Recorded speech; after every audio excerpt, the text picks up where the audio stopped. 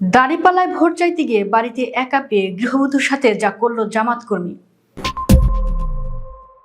টাঙ্গাইলের ভুয়াপুরে দাঁড়িপাল্লায় ভোট চাইতে গিয়ে এক গৃহবধূকে শ্লীলতাহানি করেছে বলে অভিযোগ উঠেছে। গত ৯ ফেব্রুয়ারি সোমবার উপজেলার মেঘারপটল গ্রামে এই ঘটনা ঘটেছে। এ ঘটনায় ৪ জনকে অভিযুক্ত করে ভুক্তভোগীর স্বামী টাঙ্গাইল যুগ্ম জেলা ও দায়রা জজ আদালতে একটি লিখিত অভিযোগ দায়ের করেছেন। অভিযুক্তরা হলেন শহীদুল, সোহেল, এনামুল এবং আলামিন। অভিযোগ সূত্রে জানা যায়, মেঘারপটল গ্রামের নাজমুলের বাড়িতে একই এলাকার শহীদুল সহ ৪ জন ব্যক্তি ভোট চাইতে যান। এ সময় বাড়িতে কেউ না থাকায় ওই গৃহবধূ তাদের চলে যেতে বলেন। এক পর্যায়ে অভিযুক্তরা তাকে দাঁড়িপাল্লা প্রতীকে ভোট দিতে চাপ দেন। এ সময় গৃহবধূ ভোটার না এবং তার পরিবারের সবাই ধানের শীষ প্রতীকে ভোট দেবেন বলে জানালে অভিযুক্তরা ক্ষিপ্ত হয়ে যান। এক পর্যায়ে ৪ জনের মধ্যে শহীদুল হঠাৎ গৃহবধূকে জড়িয়ে ধরে তার শরীরের স্পর্শকাতর স্থান স্পর্শ করে।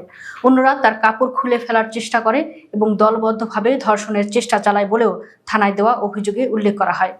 আরো বলা হয়, এ সময় গৃহবধূ চিৎকার করলে আশেপাশের লোকজন চলে এলে অভিযুক্তরা পালিয়ে যায়। তবে যাওয়ার সময় কাউকে এ বিষয়ে জানালে গৃহবধূকে তুলে নিয়ে নির্যাতন করার হুমকি দেয়।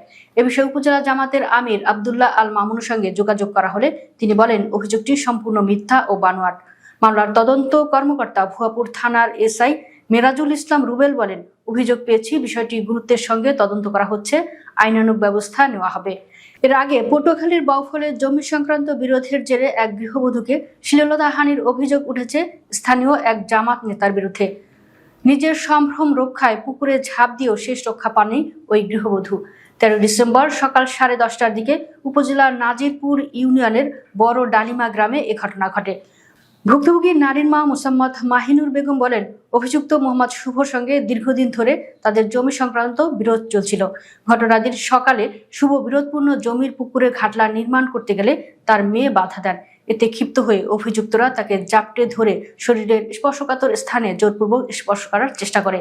নিজের সম্ভ্রম বাঁচাতে তার মেয়ে পুকুরে ঝাঁপ দিলেও অভিযুক্ত শুভ পুকুরে নেমেও একই আচরণ চালায়।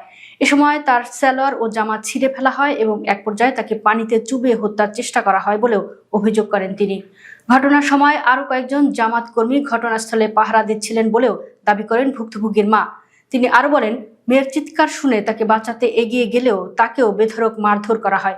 পরে স্থানীয়দের সহায়তায় মা ও মেয়েকে উদ্ধার করে বাউফল উপজেলা স্বাস্থ্য কমপ্লেক্সে ভর্তি করা হয়।